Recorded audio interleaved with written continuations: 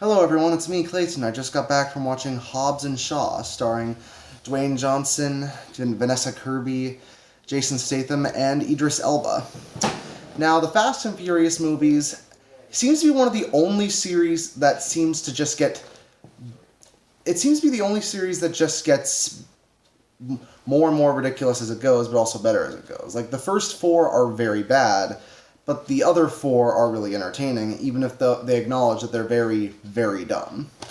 And the spin-off, Hobbs and Shaw, is on the same level. It acknowledges that it's an extremely dumb film that really has a plot that's only there to facilitate action scenes between these actors, in a similar fashion to, say, Commando from the Arnold Schwarzenegger movies, or other dumb action films of its type, but it's so fun and filled with so many quotable one-liners that you really don't care. You just get swept into the action without even caring that much about the story. Let's get to said story, shall we? The story is that Vanessa Kirby plays an MI6 agent who ends up with a virus inside her body that could affect the entire world when her MI6 buddies get attacked by a cybernetically enhanced anarchist named Brixton, played by Idris Elba, and in order to save her life and the lives of everyone in the entire world, the CIA and the MI6 call upon Deckard Shaw, played by Jason Statham, and Luke Hobbs, played by Dwayne "The Rock" Johnson.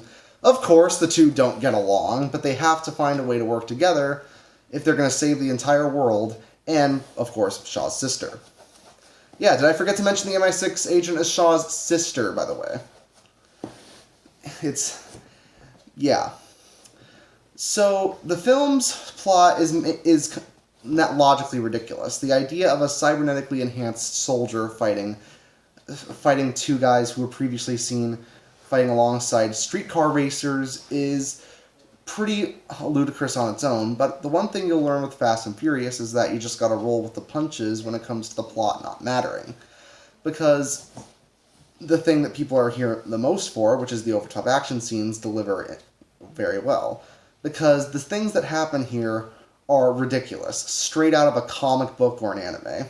There's a fight that happens on top of there's a fight that happens while they're descending from a skyscraper. There's a fight on a truck bed. Explosions and gunfire happen everywhere. To the point where the third act of the film takes place on the Isle of Samoa with sticks and melee weapons. Yeah. Not to mention the plentiful cameos in the film seem to be just done for the sake of getting a laugh, or because these actors are big fans of the series, like Ryan Reynolds, Kevin Hart, and WWE superstar Roman Reigns, who's part of The Rock's family, by the way. But I like this in a similar fashion that I like, say, Baki as an anime series. Both are completely ridiculous stories, but they don't devolve into winks at the audience, or they don't really have any sense of parody to them. They play these ridiculous elements completely straight, which not only adds to the absurdity, it also just makes them more fun to watch.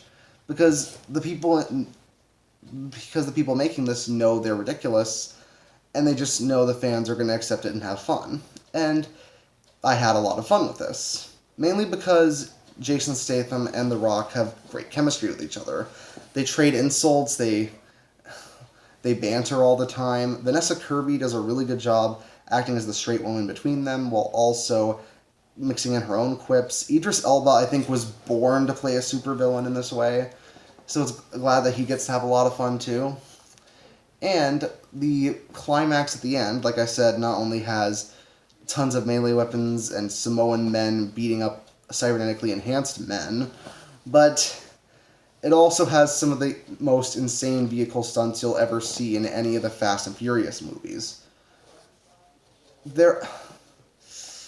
It's clearly a film that's not meant to be taken seriously in any sense of the word, but that's part of what I love about it. Sometimes you need a film that's just there to be a ridiculous amount of fun, and that's exactly what Hobbs and Shaw is. So it's getting a 7 out of 10. See you next time.